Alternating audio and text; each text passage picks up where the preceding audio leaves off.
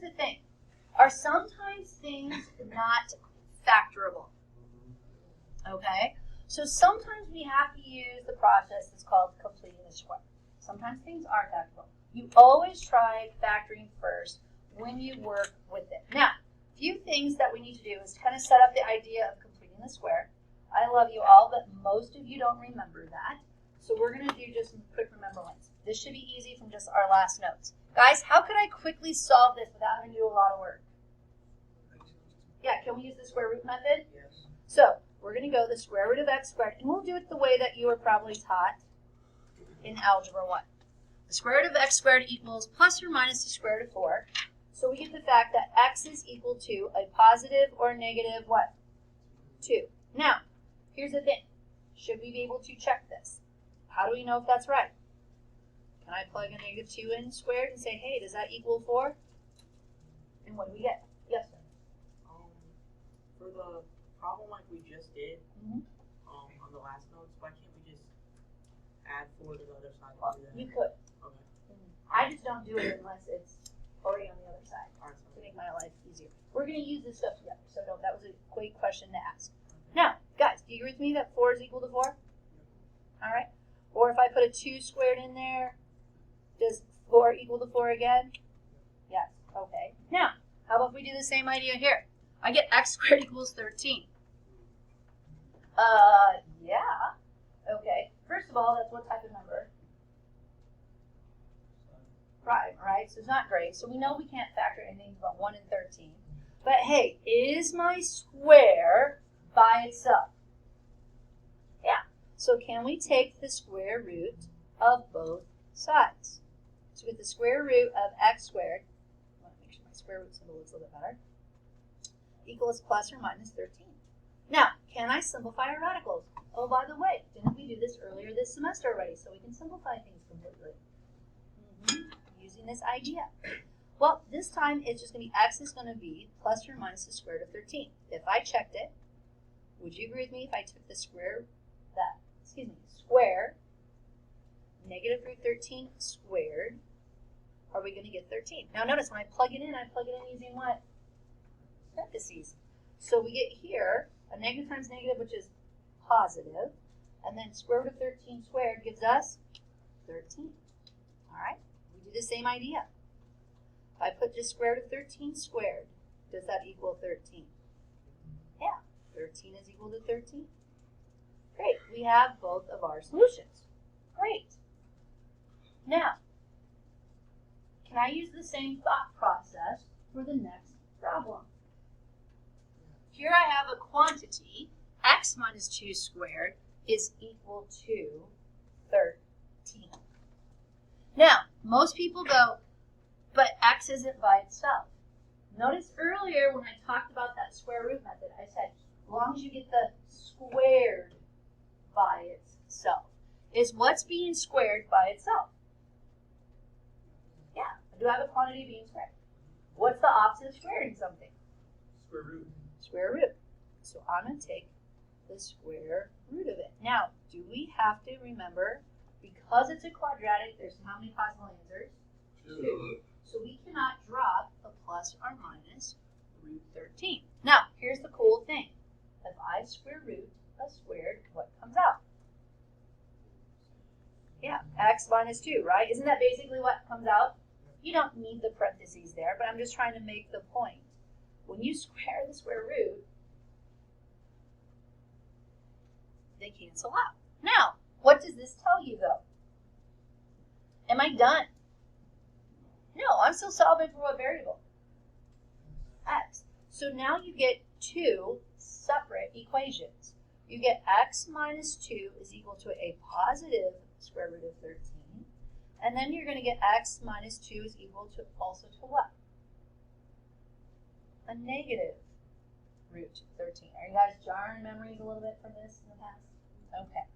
So then we solve. We add 2 to both sides. You get x equals 2 plus the square root of 13. Notice where we leave the radical. Because you put the radical first if you really wanted to, technically. Yes. But because of what we work with quadratic formulas, where's the radical normally located on a quadratic formula? At the what? we normally leave the radicals at the end when we're doing these as well. Now, can I add 2 to both sides on this one as well? Yeah.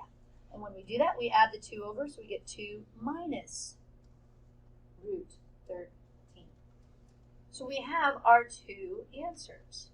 Now, a few people go, I thought we had a shorter way of showing this. There is, but what I notice when people do it, they lose their answers. They get sloppy. Here's what I mean. Could I rewrite that without a parentheses and write plus or minus the square root of 13? Okay. I want to get x by itself, so what do I add? So you could also get x equals 2 plus or minus the square root of 13. Guess what happens if people always do it that way? What are some silly errors do you think they make? They drop one of the, either the plus or the minus, right? Or they forget those true answers. Now, the shortcut way of doing this, we've always showed it this way, okay? Most of you do. I think for most of you, the better way is the long method so you remember those 2 answers. Are you guys with me on that? Are y'all with me? You guys all tell me you're going to be with me. Braden, are you with me? Are you sure? Okay. Sweatshirt down. Thank you. Sit up a little bit more. I know it's a little bit harder with your leg, but you need to stay with me. Okay. Are you guys ready? Let's do the next part. Yes. Question. This way right here? Yes, but I'm telling you right now, I almost don't want you to do that just because of people forgetting there's 2 answers. Because a lot of people just sit there and look, put the 2 over and then go 2 plus root 13, I'm done. They'll forget the plus 1. Like this? Yes. I said yes. But I said I prefer if you what? Did it. Live with me on that one? Alright, good. Alright, guys, same thing here. Can we get to the fact that we already have our value, or basically our squared value being isolated? Alright, so can we do the same thing to both sides? Yeah. So we're going to take just the square root of both sides. So what do we get? X plus 1 is equal to plus or minus what? 3. Make sure you use both. Then you go into your 2 separate equations. X plus 1 is equal to a positive 3. And then you have an x plus 1 is equal to what? Negative 3. Guys, what are going to be your 2 answers?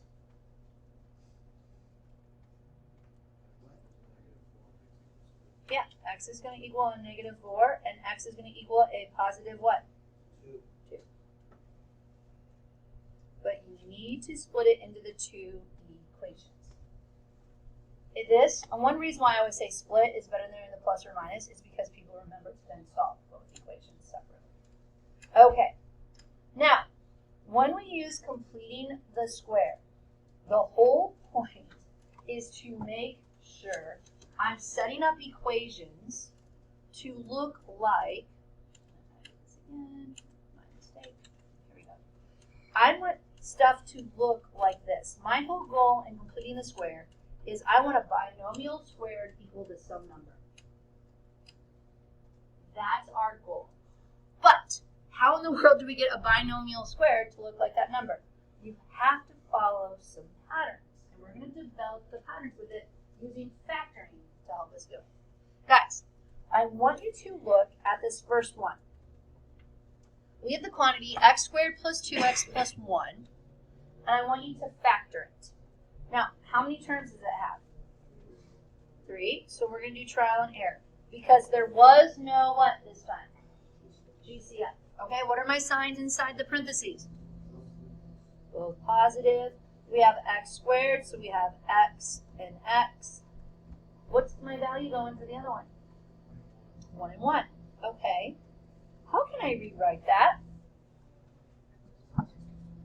The quantity x plus 1 squared. Are you seeing how we're really probably going to start using these trinomials to our advantage? All right, let's look at the next one. Is there a GCF? Okay, what are my signs? Plus, plus, right on. What do we got? X and what? X. Great. What are my factors of 9 that I'm going to use that's going to add together to be 6? 3 and 3. How can I rewrite that? The quantity of what? Beautiful. Wonderful. Let's look at the next one. Is there a greatest common factor? Notice, what is the term in front of your x squared? What is the coefficient? Not term, so I should say coefficient. 1. Think that's going to be slightly important? Yeah. Every one of these has a 1 in front, so have we had a greatest common factor with it at all? No. So when we're doing this, we're going to have our subtraction for both of these. We're going to have x, and what's our value? So I get the quantity, x minus 4 squared. All right, one last one to look at. What are my signs inside? Plus plus, because there was no greatest common factor. The factors of x squared are x and x. Factors of 25, my friends, that we're going to use. 5 and 5. So we do quantity, x plus 5 squared. Now, I want you to look at any patterns you can see, just looking at this. What do you notice going from here to here? Is there anything that you can see, maybe a pattern?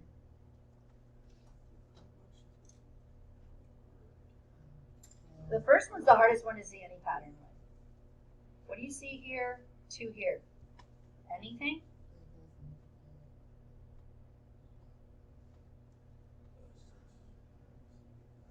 The 6 and the 9 have some type of pattern.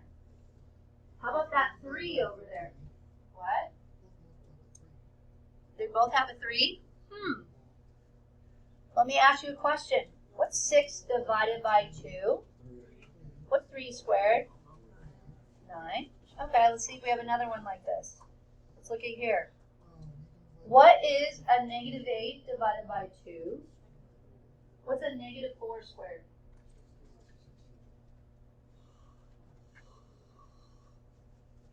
Let's look at the last one. What's our pattern here?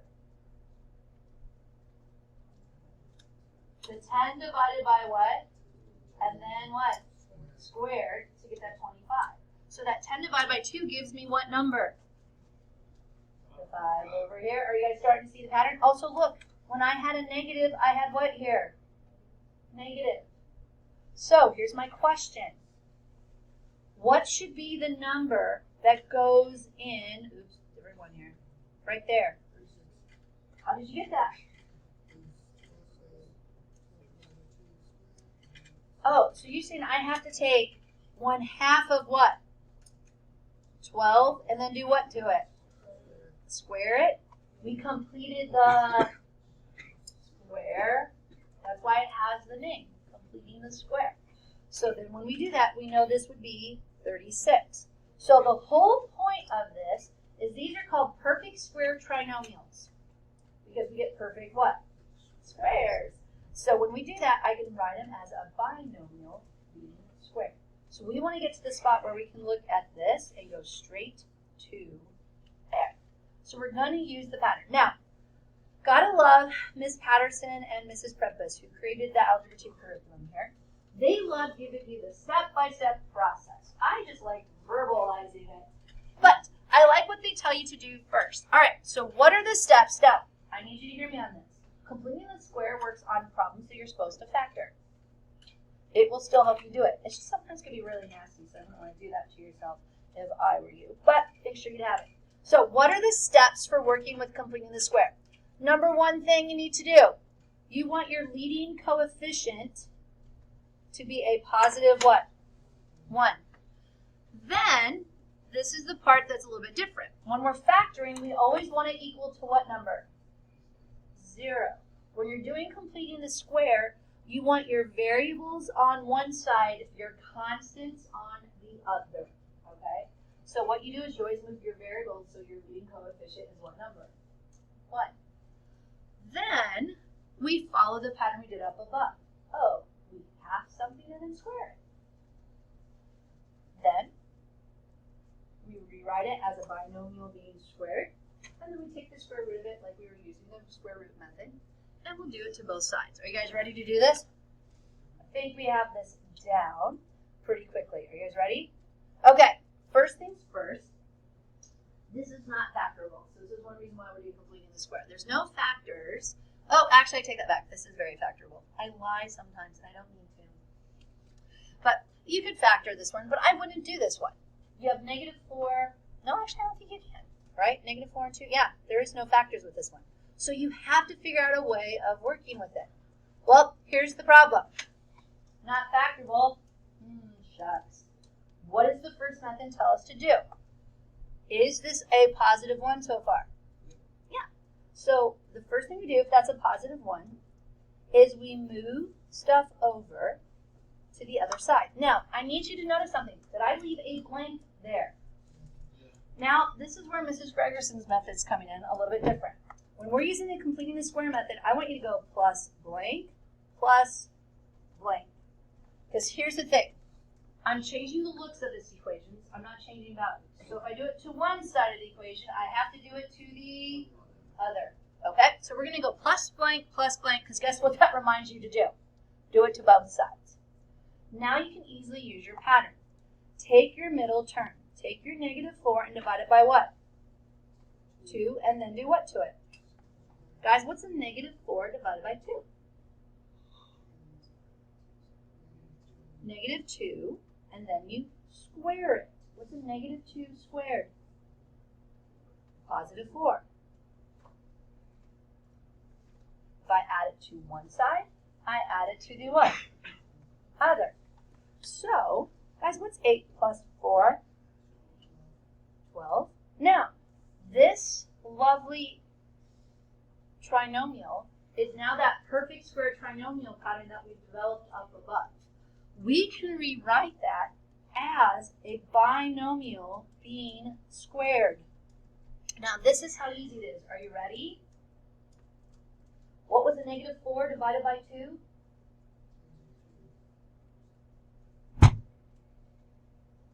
That's all it is. So, x minus 2, that quantity being squared. Now use the square root method. What do we do to both sides?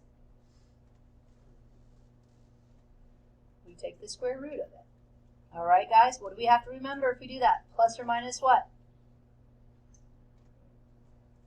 The square root of 12.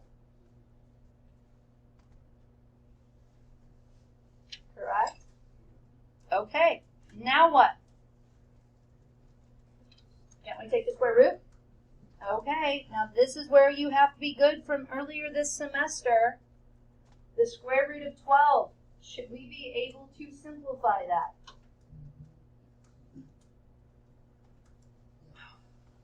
Again, we're bringing in everything we've learned so far. Guys, remember we take out the perfect square number. What's the perfect square number that comes out of 12? 4. And then we have 3, correct? So we get x minus 2 equals plus or minus, what's the square root of 4? 2 root 3. Oh wait, so I still have 2 equations I'm still working with. Now we still have to use the fact, because of that plus and minus, I get another equation. So we get 2 of them. X minus 2 is equal to 2 root 3. And I go x minus 2 equals a negative 2 root 3. Can we add 2 to both sides? Yes. We get 2 plus 2 root 3. Add the 2 over, we get x equals 2 minus what? 2 root 3. My friends? Woo! Remember doing completing the square? That was maybe 2 days of Algebra 1 at most. I'll probably tell you that. So, it is a hard method. And here's, can I give you the hint? Entry calculus, you never have to finish the method hardly ever, except for unless we ask you to solve a quadratic with this method. Because a lot of times we just use the pattern part of it. We don't have to solve it all the way. All right. Have I totally blown your mind just a little bit? A little? All right. Should we try another one? Should we see if we can get another one? Okay, some are like, oh, okay. Yes. Good. Well, you might get me again then. All right, friends. First things first. We have an x squared minus 2x is equal to 5. First thing you ask yourself is, I could set it, subtract the 5 over equals 0, see if I can factor. I want you to use completely square method, even if it was factorable right now. Okay? So the part you need to ask yourself, is there a 1 in front of your squared term? So there is a 1 in front of that squared term. So now you do the following. X squared minus 2x, what are we going to do? Plus what? Blank equals 5 plus what? Blank. I know that doesn't seem fun, but I'm telling you, if you just literally say in your head, plus blank equals 5 plus blank, you will remember to do it on both sides. The people who don't put that plus blank down, guess what they forget to do? Do it on one of the sides. They just forget, and they'll get it wrong. So then we use the completing the square process part, okay? So what do we do to this negative 2? We take the negative 2 and divide it by what number? 2. And then we do what to it? To get that value. Now some people are like, do I have to write that down? If you're really good at doing it in your head, wonderful. But I think for a lot of you, it's just a good step for now. So negative 2 divided by 2 is a negative 1. Negative 1 squared is? Awesome. Now let's do a little simplifying.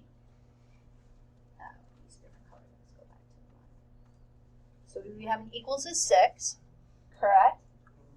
Now, here's where I love doing it. You do have this, and if you want to write it down again, you may do so. But remember, the whole point is I want to write that as a binomial being squared. What is that binomial being squared? X minus 1. It's just this value. It's all it is. So whatever the negative 2 divided by 2 is, it is going to be a 1. Okay? Now what? We can do the square root method part of it, right? So now we go, all right, I'm going to take the square root of both sides.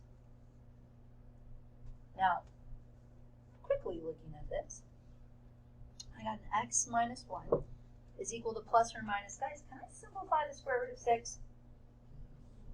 What are the factors of 6? 3 and 2. Are either one a perfect square number? So are we done? So now we have our two equations. X minus 1 is equal to a positive 6. X minus 1 is equal to a negative root 6. What are our values? X equals 1 plus root 6, or x equals 1 minus root 6. Now, here's the thing. Can we check this? Bless you. Can we check this? Should we be able to check these answers? How do we check any of the answers? Plug it back in. You could literally take the time and put in here, because this thing called a calculator is amazing that you guys own. If you plug it in with parentheses, guess what? Could you check your work? Yes, and guess what you'd find out in this case? That we're correct. But you can even check your answers with the calculator. That's the whole point is that we even say the checking of it. It's just like, if you have time on a quiz or a test, why wouldn't you? Make sure that you check it. All right. Are we starting to remember processes a little bit? A little wee bit? What was it there? What's wrong? Where are you talking about? Anyone else see that? I saw something flying behind your head, so. Oh, whatever. Moving on. Okay, let's look at the next one. All right, now this one adds a little change to it. Guys, what's the difference for this problem and the last couple? I know I have it equal to 1. Well, how do I get that equal to 1? No, I need to get a 1 in front of the x squared. How can I get rid of it? Not add 3, guys. What operation is this? I have to divide everything by -3. Because if I do it to one side, I have to do it to what? The other. And then we realize when we're looking at this, it's really the process of this being rewritten. What's a -3x squared divided by -3? X squared. What is 6x divided by -3? -2y. -2x. Then we have a -1 divided by -3, which is a +1 what? Third. All right. So now do I have a 1 in front of my x squared? It's a positive. Yeah, so the nice thing is I didn't have to move sides. But now, what do I have to do? Can I have that 1/3 on the left side? No, it has to go where? We have to go on the other side. Right? So when we do this, we get x squared minus 2x plus blank equals a -1/3 plus what? Blank. I just do that step together where you're moving it over, but I literally just go plus blank with it to remind that what we're doing here. Okay? Now, here's the fun math. How do I complete the square right now? What do I divide by 2? So I'm dividing this -2 by what? 2. And then doing what to it? Yeah. How do I get the 2 from? Yeah. What's 6 divided by -3? Well, no, not that. You just always divide by 2. It's just the pattern you use. Yeah, it's on the front page. Yeah. All right. The question was, just so people hear that I'm recording this, like they go, why do I just always divide by 2? That's just the pattern you use for completing the square. So you're working with it. Okay. Now, rewrite this for me, guys. What is going to be our quantity squared? X minus 1. Great. You got the pattern down. Awesome. Now, what's a -1/3 plus 1? Come on, guys. We should be able to do this fraction pretty easily. 2/3. 2/3. Awesome.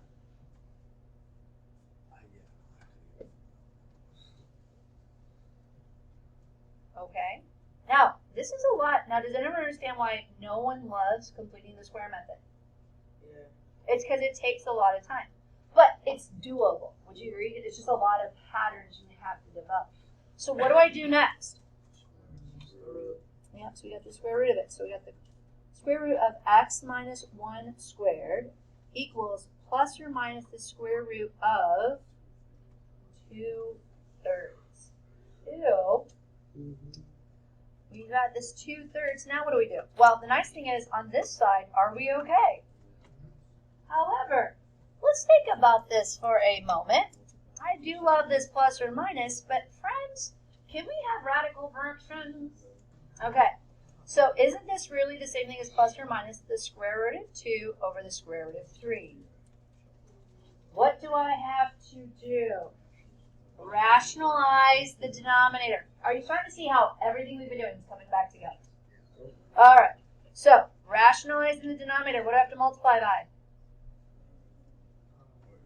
The root 3, top and what? Bottom. So what's 2 times 3?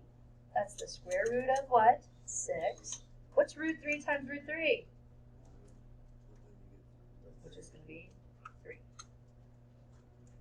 Now, almost there. Do I have my 2 equations?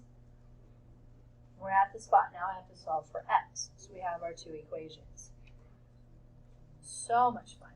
So we get x minus 1 is equal to a positive square root of 6 over 3. We got x minus 1 equals a negative square root of 6 over 3. What are we going to do with our 1? Add it over. Would you guys agree? I get x is equal to 1 plus root 6 over 3. And we get x is equal to 1 minus root 6 over 3. Now, this is definitely a great answer. Perfect. There is another answer I would accept that would get total full credit besides these 2. Are you guys ready for that answer? Yeah. How about getting the common denominator? What would be my common denominator if I did this? Wouldn't that be 3? So is that the same thing as 3 plus root 6 over 3? So the fact is, if you ever see it that way, that is why. Why am I even showing that one? This thing called an SAT, No. an ACT that some of you are taking next spring. No, no. And you got, all of you are taking it next spring. But what? make sure you have it. I don't have a person next to me to call me. So you could literally rewrite it. Now, if I was you doing my homework tonight, would I take the time to worry about getting a common denominator? I wouldn't. Can I be honest with you? I wouldn't. All right, can we do the last one? And then you guys will hopefully have about 10 minutes to work on homework. Okay? So let's crank this out. All right, looking at this one. First things first, is there a positive 1 in front of my squared term? So divide everything by what? 2. If I divide on one side, I divide on the other, just to prove we're keeping our equation balanced. So what do we get? X squared plus what? 3 over 2x minus equals 0. Okay? So great first start. Then someone goes, Randerson, you just gave us a fraction. Yeah. So, do the rules change just because it's a fraction there? Yeah. No. The rules don't change. I know, we wish they do, but they don't. So, what do we do with the 4? We move it over. So we go x squared plus 3 halves x plus blank equals 4 plus blank. Because we move the 4 over and then we get plus blank. Okay. What is the rule before? We say we divide by 2. Is that the same thing as taking 1/2 of this? Would you guys agree? Is dividing by 2 same thing as taking 1/2 of something? And then we're going to square it. Okay. What's 1/2 of 3 halves? Nope. Multiply across. 3 what? 3/4. That's 3/4. Square it. That is what? 9 over 16. Because that's everybody's everyday number. Yes. That's what I sit there and use that fraction every day. Okay. Now, saying that, would it be wise for us to get some common denominators and stuff to help us out? Okay. So, what is the common denominator on this side, my friends? Okay, so it's going to be 16. So this will be over 16. This is going to be 9 over 16. Well, what's going to be on the top? What's 4 times 16? Because this is 4 over 1. So if we're getting a common denominator, are we multiplying 4 times 16? 64. Oh, goodness. Which gives us what? Would you guys agree with me? That's the 73 over 16. Now, because we're just this good at doing this, we're just going to leave the 73 over 16 here. But we still got to put our squared. Let me move this a little bit over. Okay. Guys, when we have this, look at, I love when it doesn't erase. You know what I'm saying, guys?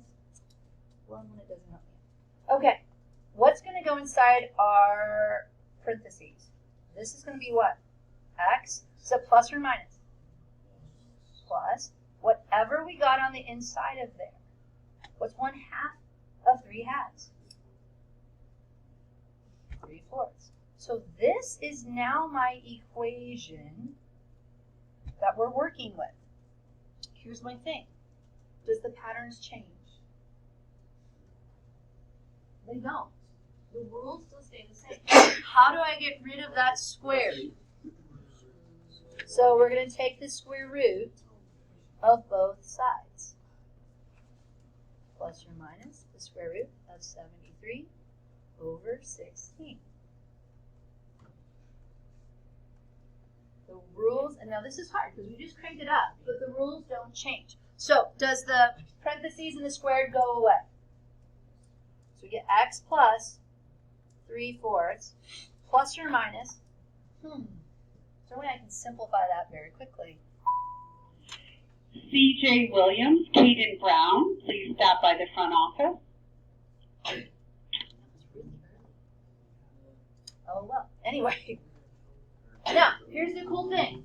Are there any factors of 73 that I can pull out that's going to help me? Guess what? No. If it was 72, the answer would have been yes. But it was 73. But what's the square root of 16? Because guys, remember, you can always rewrite this as two separate what? Radicals. So this is going to be 4. Okay, actually, that's not too bad. Yes. Now what? Here are two different solutions. Yep, now we get our two different equations, so we get our two different solutions, right on. So I get x plus 3/4 equals the square root of 73 over 4. And I get x plus 3/4 equals a negative square root of 73 over 4. Now, here's the cool part. Move it over. What do we get? X is equal to a negative 3/4 plus the square root of 73 over 4. Oh, wait, is that a common denominator? So, can we go negative 3 plus the square root of 73 all over 4? We're still on the same problem. This problem's awesome. Okay, what do we do with our 3/4 over here? You guys, this is not even that bad. Come on. You guys do remember, it's called Algebra 2, right? Like, it's after Algebra 1. This is stuff you can do. And this was just negative 3 minus the square root of 73 all over 4. Now, here's the thing. I'm just being real honest with you. You could have left the answer this way. What was the point? Or, Oh my God. Baby, do so much work. Baby, do so much work. Oh, sorry. she does. Here's why. When you work with the quadratic formula, which form does it look like? No, she does not hate her children, but she does want her students to understand that when you work with the quadratic formula, which is we're doing on Friday, this is how the answer is going to look. Are those the same thing? So you can either do completing this square, or when we work with the quadratic formula, it's going to look like the other one. There's reasons behind the madness. Here's what you need to do. You need to work on homework for the next about 8 minutes. A wise student would probably do the completing the square homework, which would be 1 4 point B. Because that way I'm here to help you with it.